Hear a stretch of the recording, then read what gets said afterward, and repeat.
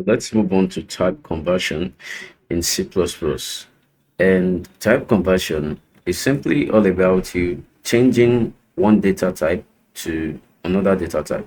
For example, you can change integer to float, or you can change integer to double, or you can change double to integer, right? Or you can change double to boolean, right? Any of these data type, right? And well, for you to be able to change the data type of one value to another, there are, well, two ways in C++. The first one is the implicit conversion. Now, this implicit conversion is done automatically by C++. For example, whenever you declare a variable called int x and you set it to 5, automatically this x is going to be an integer. Again, it's just done automatically, so you don't need to worry about that. You also have this double y equals to x. You know, this x is still 5, right? So it automatically lets the y be an integer in this case. And we have the other one, which is the explicit conversion. Okay, now this will be done manually by you. Okay, so we are going to learn how to convert data type from one value to another ourselves, and that's using the explicit conversion in C++. So for example, we have a double, a decimal. We set that to 5.7, but we want to be able to convert this 5.7 to a decimal. And when you convert it to, we want to convert it to an integer. And when you convert it to an integer, it's just going to be simply 5, right? So we are declaring a variable called b, and we are setting it to this a. Remember this a, which is still 5.7. But to convert it to an integer, you have to open up the parentheses and write integer before it. So this would convert it to an integer for you. Anyways, let's try it practically before we proceed. So what you want to do, of course, is to open a new file called array type conversion. Okay, and you open a C++ file for type conversion. Then, of course, you know what to write. So instead of here this time around, I would follow up the same example. So let's say I have a variable called a, and I set it to 10, right, in this case. And let's say I want to display the result. So character output, and then we set a to see what we have. So I might want to add a new line, because I might want to write something else as well. So let's actually display the result like so. So you can see that we simply have 10, right, in this case, right? Sweet. So what if we had 10.5 like so? And if we execute this, so let's compile the C++ and see what we have. So this is going to give us that same 10 in this case, okay, because we are storing the a to 10.5, and anything integer would always be just that whole number. Okay, so the 10 is excluded here in this case. So instead of us having 10.5, we still have that same 10. But if we convert it to double, so double, and we set that to a in this case, so and we try to compile this C++ file again, we are going to exactly get this 10.5, okay, because the correct data type for this is double, right? So a is double, which means it can store a decimal value, right, in this case. Okay, so that's one difference you need to know, right? So what we want to do now is, in this case, we want to be able to just quickly sum maybe a plus b, and let's see what we are going to be having this time around. So you can see we have 10.5 here, by the way. So what we want to do now is sum up 10 plus 5. So if I say a, then plus, let's say 5. So let's see what we are going to be having in this case. We still have 15.5, or it's just going to simply be 15. So if I compile this C++ file, let's see the result. Okay, so you can see that we have 15.5. Okay, so automatically this 10 is automatically converted to 10.0. Okay, because when you're trying to add an integer and a float, and a double together, it gives you, the decimal answer in return. Okay, so that's just one example here. So if I use a realistic example, let's say we have a student, let's say medical student, and then we probably set this to, let's say, 12.2. Then we also have double. Then let's say we have the temperature. We set it to 36.9. like so.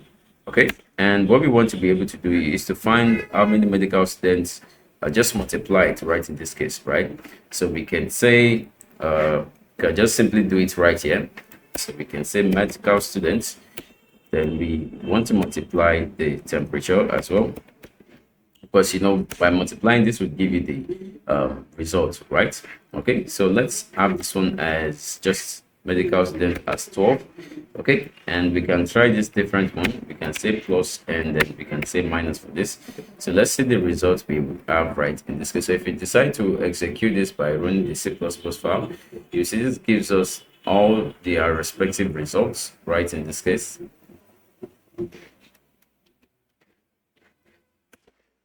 Let's check out that. So as you can see, we get 442.8, 48.2, and minus 24.9 right in this case. Okay, so I would comment everything out which I have here, like so.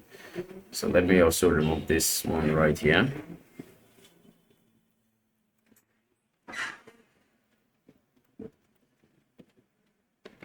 Okay, so let's just pass in the A here, which we have.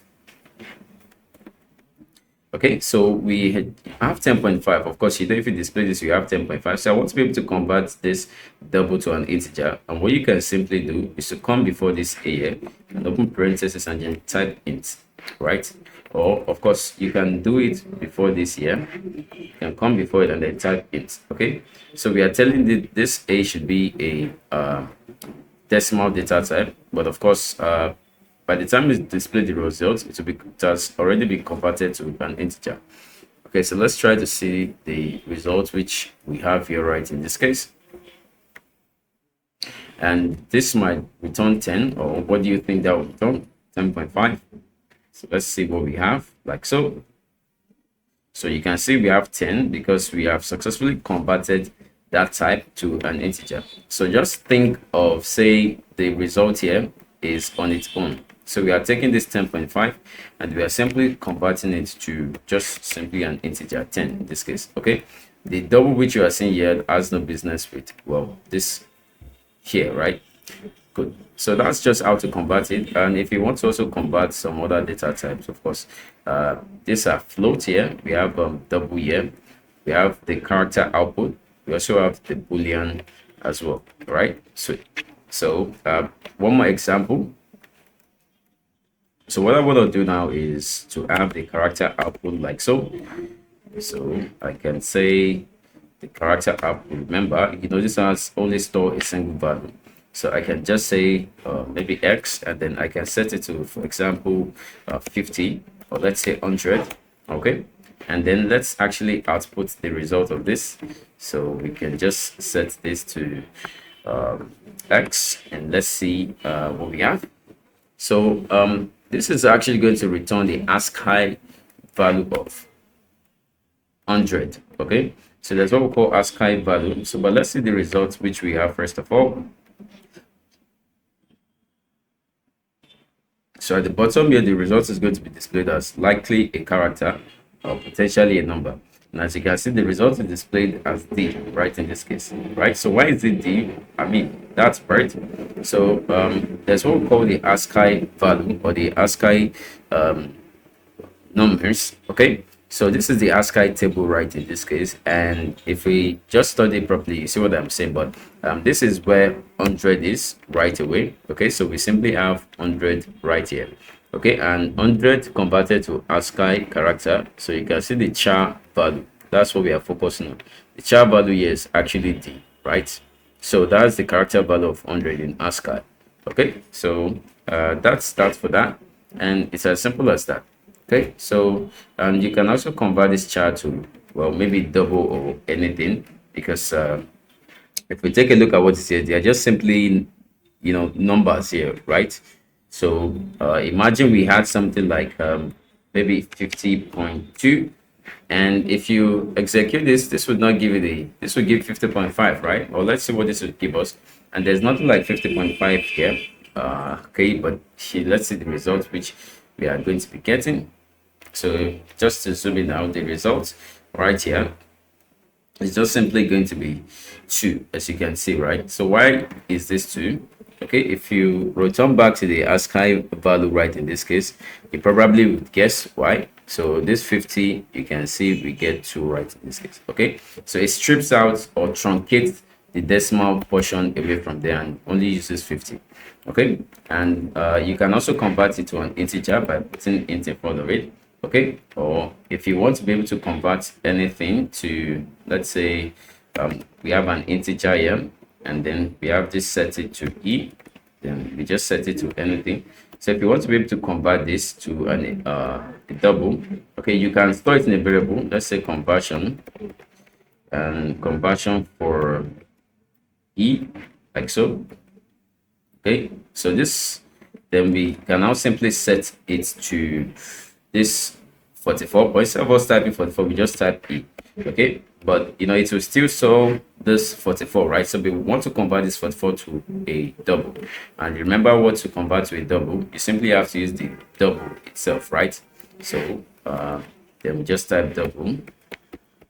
Okay, and then this converts it to a double for us, like so. Okay, so you can try more examples on your own, but again, if you lastly execute this, you see the result. So you can get to try more sample examples on your own, but I just want to show you this is how to convert values to for a data type from one value to another. All right, so that's that for that, and we have that there.